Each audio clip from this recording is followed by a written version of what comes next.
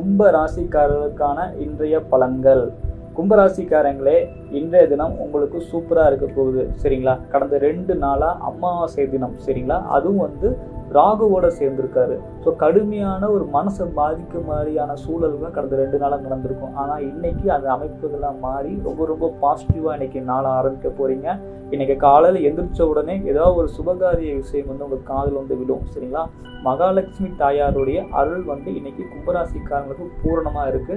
So காலையில் எழுந்த உடனே மகாலட்சுமி தாயாருடைய போட்டோவை பார்த்துட்டு எழுதுவீங்க. சரிங்களா?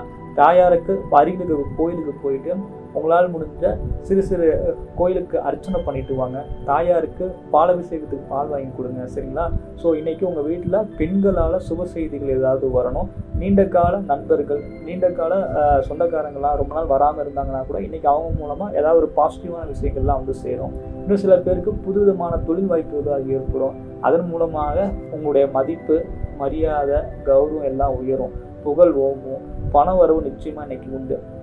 வேலை செய்யக்கூடிய இடத்துல உங்க மேல இதுவரை இருந்து வந்த நெகட்டிவான எண்ணங்கள்லாம் ஓடி போயிட்டு உங்க மேல ஒரு நல்ல ஒரு அபிப்பிராயம் வரும். சரிங்களா? இன்னும் சில பேருக்கு புதிய தொழில் அமைப்புகள்லாம் உண்டாகும்.